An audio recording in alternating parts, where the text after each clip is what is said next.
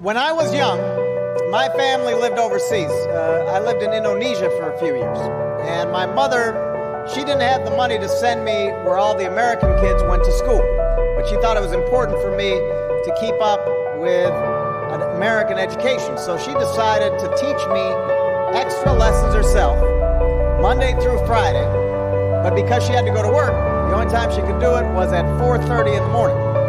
But whenever I'd complain, my mother would just give me one of those looks and she'd say, "This is no picnic for me either, Buster."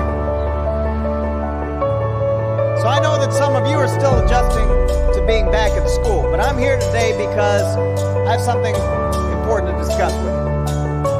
My father left my family when I was 2 years old, and I was raised by a single mom who had to work, who struggled at times to pay the bills, and wasn't always able to give us the things that other kids had.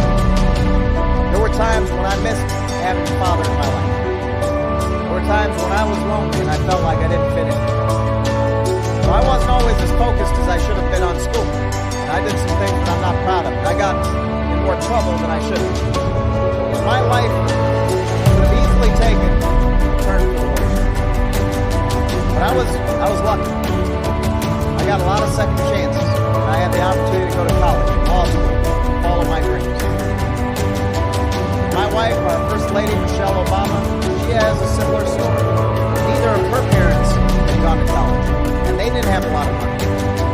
But they worked hard, and she worked hard so that she could go to the best schools in this country. Some of you might not have those advantages. Maybe you don't have adults in your life to give you the support that you need. Maybe someone in your family has lost their job. There's not enough money to go around. Maybe you live in a neighborhood where you don't feel safe.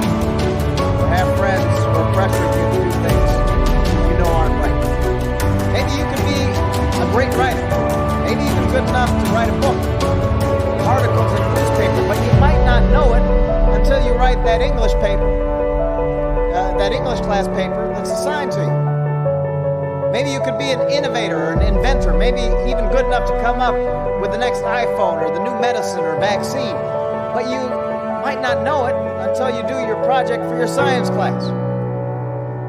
Maybe you could be a mayor or a senator or a Supreme Court justice, but you might not know that until you join student government or the debate team.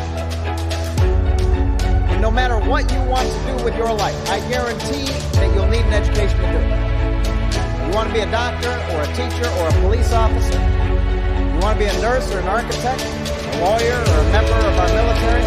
You're going to need a good education for every single one of those careers. You cannot drop out of school and just drop into a good job. You've got to train for it, and work for it, and learn for it. And this isn't just important for your own life and your own future. What you make of your education will decide nothing less than the future of this country. The future of America depends on you. What you're learning in school today will determine whether we, as a nation, can meet our greatest challenges in the future.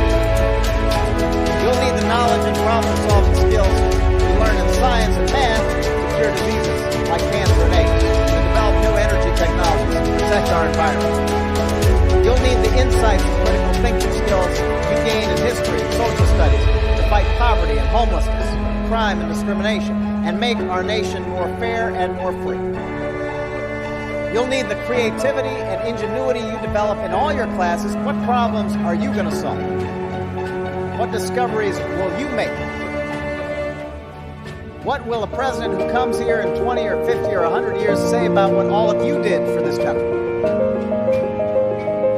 You know, your families, your teachers, and I are doing everything we can to make sure you have the education you need to answer these questions.